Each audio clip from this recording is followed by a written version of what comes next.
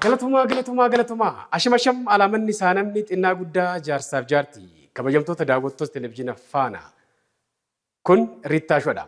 Har'a keessummaan isiniif qabadhee dhiyaadhe dargaggoo abbaa qabeenyaa yookaan miiliinara Fiqaaduu Gammachuu yookaan Xiiqii.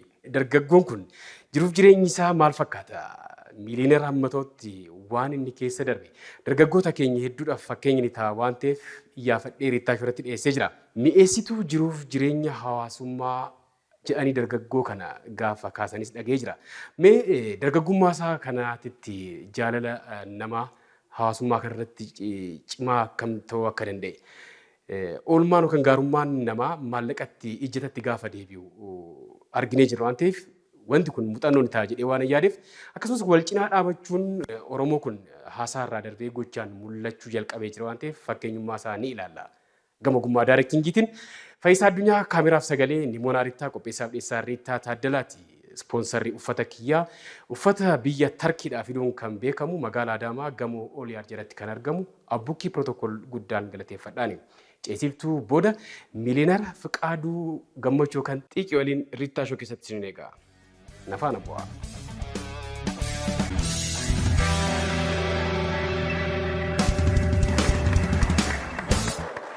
Hayyee kabajamtoota daawwattoota keenya ceesiftuu booda walitti deebinee jirra. Riittaashoo televizyiina faanaatiin daawwachaa jirtan. Keessummaan kiyyaarraa dargaggoo abbaa qabeenyaa Fiqaaduu Gammachuu yookaan Xiiqii. Egaa dargaggoon kun wanta fakkeenya ta'u wantoota hedduu waan qabuuf osoo jiruuf jireenya isaa waan keessa darbe dargaggoota keenyaaf muuxannoo qoode jennee waa yaadneef keessummaa taasifnee ni jirra. Fiqee tirsiyaa jennu. Galatoomaa. Egaa Fiqaaduu Gammachuun eenyu kan jedhuuf keessumattuu naannawaa Adaamaa, Arsii, Finfinnee fi magaalota naannawaa Finfinnee kana keessatti baay'inaan namoonni si beeku jedhee yaada. Innis addatti mi'eessituu jiruuf jireenya hawaasummaa jedhanii si kaasanii dhaga'een jira. Eebbi jiraannaan kan dhuunfaas ta'e kan mootummaa hojiilee misoomaa dhuunfaas ta'e kan mootummaa gaddarratti, gammachuurratti, cidharratti mi'eessituudha. Hirmaannaa waan dandeessu hundaan hin goota. Jalqaba garuu Fiqaaduu Xiiqiin kun Xiiqii bokkuu kana hojii wal qabatee yoom bahe maqaan kun? Maqaan kun kan ba'e abbaa kootu na baase. Abbaan kootis haati kootis Xiiqii naan jedhan. Duraan Xiiqii ture maqaa kiyyattee kiranya. Waaw. Xiiqii tureeti obboleettii Almaaz Gammachuu jedhamtu kan qaba. Qoy maqaan Xiiqoo kun baay'ee fudhatama qabu waan ta'eef mana barumsaa Fiqaaduu kanaan deemamuu qaba naan jettee obboleettii dhiyeessu naa jijjiirte. Xiiqii Fiqaaduu Xiiqee namni si waama. Maali hojii wal qabata Fiqee waa hunda madeessitee waan hojjettuufi? Xiiqii kan naan jedhani ani hojii kamiyyuu itti seennan Xiiqiidhaan hin baha. Xiiqiidhaan hin hojjedha. Xiiqiidhaan hojjetan malee jijjiiramni sun dhufu. Garaa hidhatan malee jabatan malee jijjiiramni dhufu. Xiiqii jechuun isa Amaariffaan lii qabachuu jechuudha. Kutannoo garaa jechuudha. Garaa kutachuu. Moggaasonni maqaa yookaan niikneem jedhuun faranjoonni akkanatti hiikkaa qabaatee gaafa bahu namatti tola. Kiyya tokko kan nama ajaa'ibu bututtuu ture beektaa? Maqaa kee keessatti bahu. Al tokko maatiin gaafa daa'ima isaatiif waan akkasii baasu ergaa guddaa qabaachuu qaba. Dargaggummaa keetiin hojiin atiin hojjenne hin jiru. Tibba kanas gamoo bareedaa qaamoleen mootummaa gurguddoo bakka argamanitti hoteelli kun eebbifamee jira. Moggaasa maqaa hoteelaa fi gamoo Xiiqii Bokkoodha.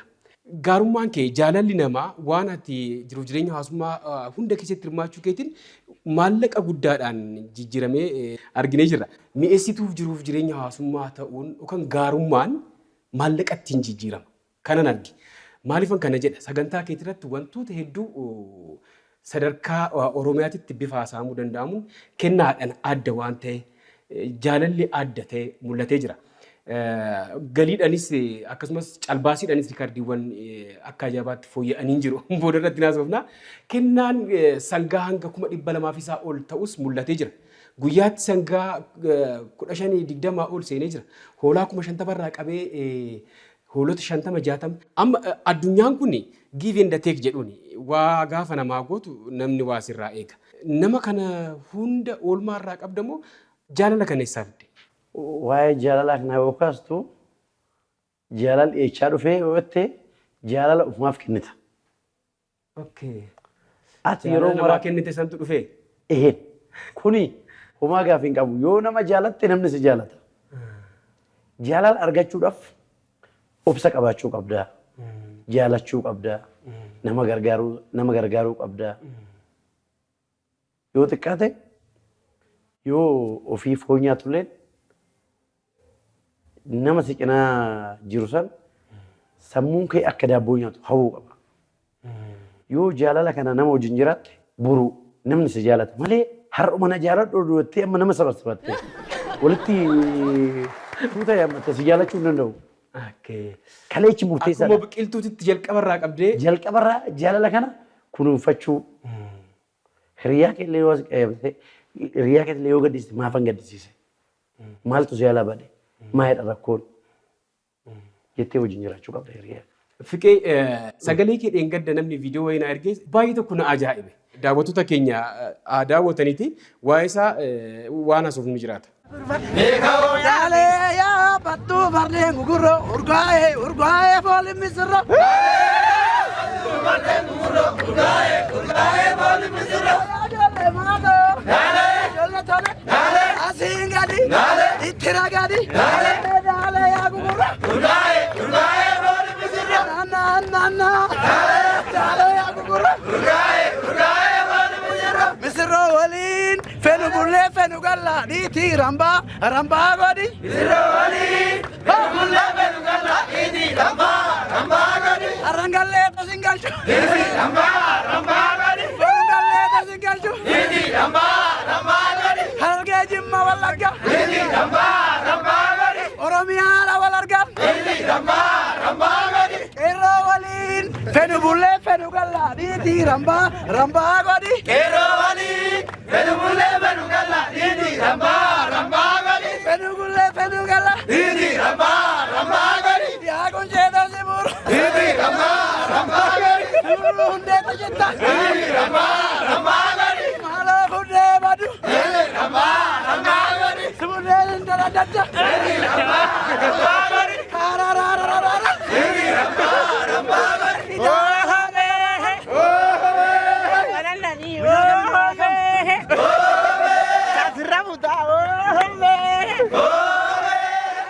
Aartii kana keessa akkam hariiroon jira? Sagaleen jirti?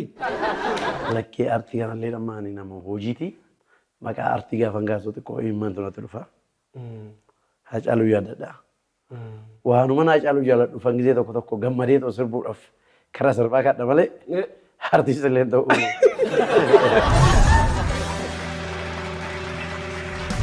Waa'ee eebba hoteela keetii gaafan kaasu calbaasiin sa'aatii tokko keessatti guyyoota jiran keessatti haga miliyoona waliigala miliyoona 4-3 suuraan goota keenyaa Haacaaluu Hundeessaa calbaasiidhaaf dhiyaate riikardii cabseera. Haacaaluudhaaf jaalala addaa akka qabdu nan beeka.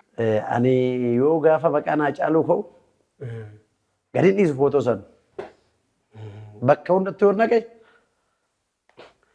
gazabas ta'ee maalis ta'ee footoo san fudhadhee tangalaa. Karbo biyya tunamu sakara kana.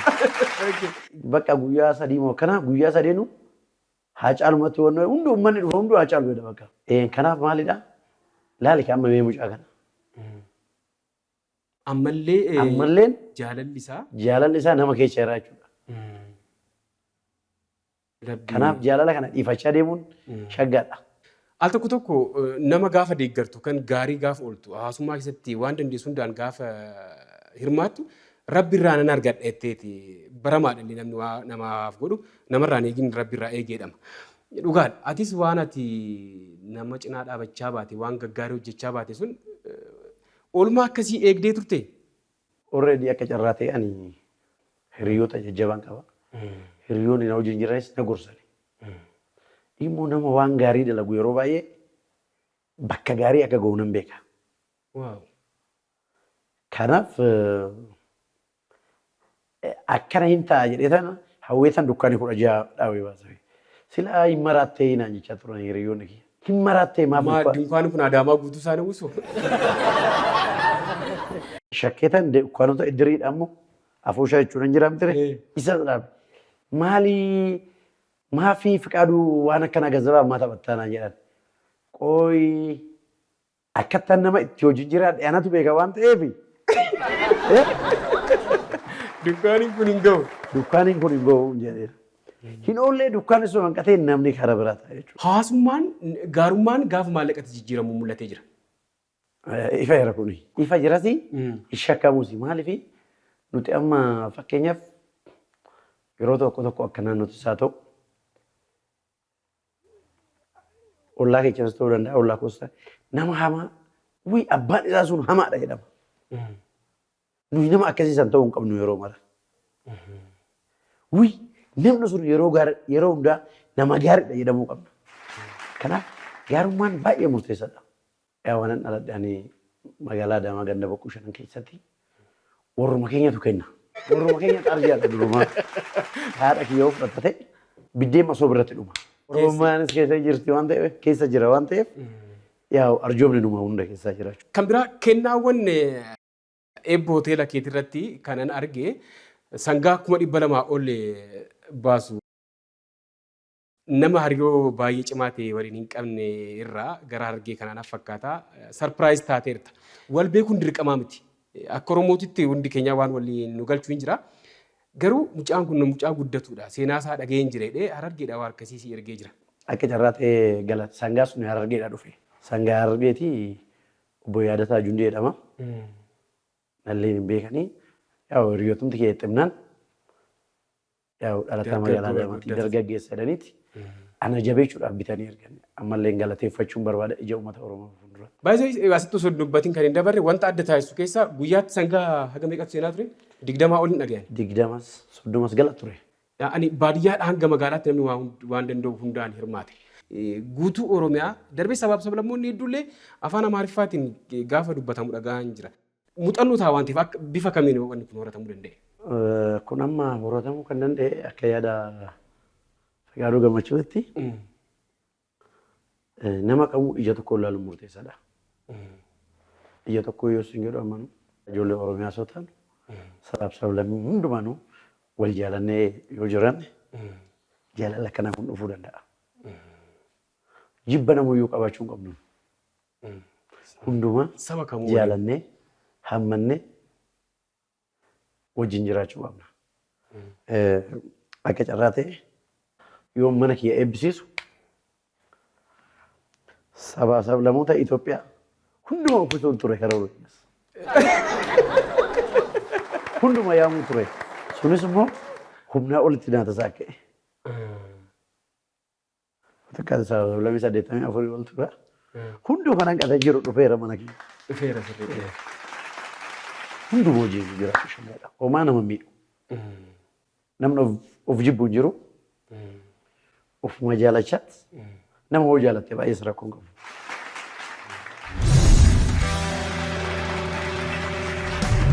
Qaamotiin mootummaa itti aanaa kantiibaas itti gaafatamaa waajjira paartiillee qaamoleen kanneen biroollee bakka argamanitti hoteelli kun eebbifamee jira. Gama mootummaatiin deeggarsi hojii investimentii kanas ta'e iddoo garaagaraatti sochootu kanarratti deeggarsi jiru maal fakkaata? Piroojeektiiwwan gurguddoo ijaaruudhaaf haala jiru akka xumurte nan beeka.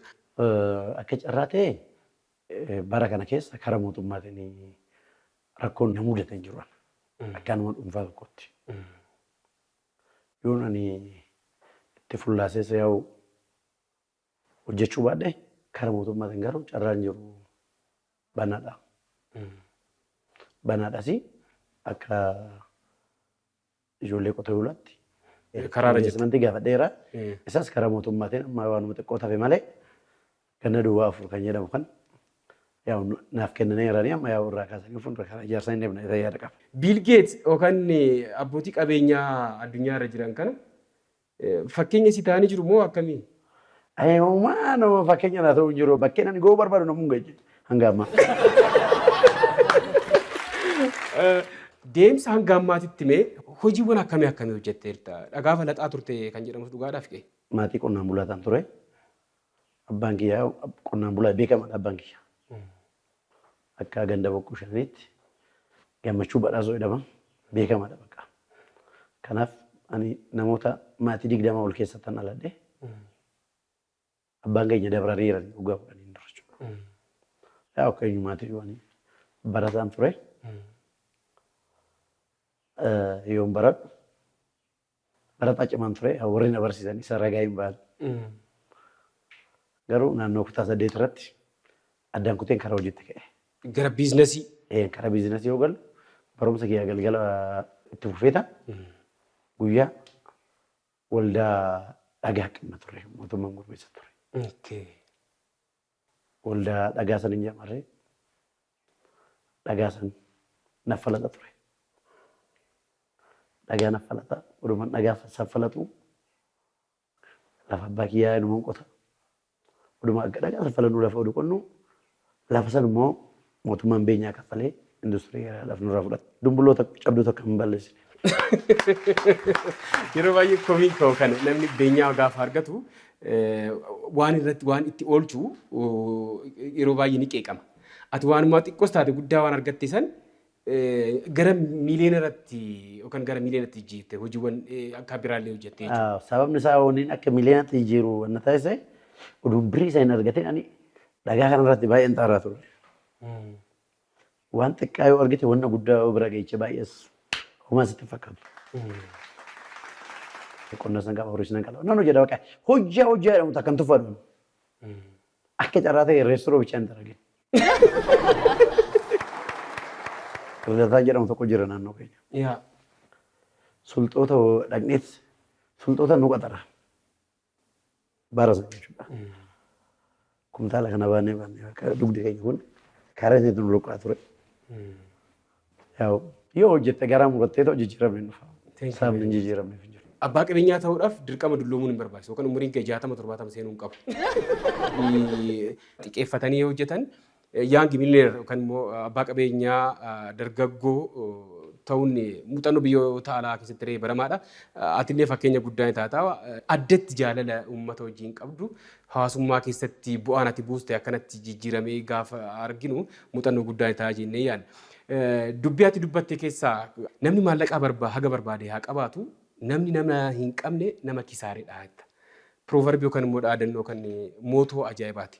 Dhugaadha maallaqa irraa namni akka caalu sagantaa kee kanarraa hubachuun ni danda'ama. Amma maaliif jedhee akka yaada kiyyaatti anis dabarsee waan hundaa dura. Yaa waggaa baay'ee irra utaalee dabarsee malee baay'ee irra turre. Maaliif kutannoo qabaannaan bakka wanni jijjiiramne nuuf reef hin jiru.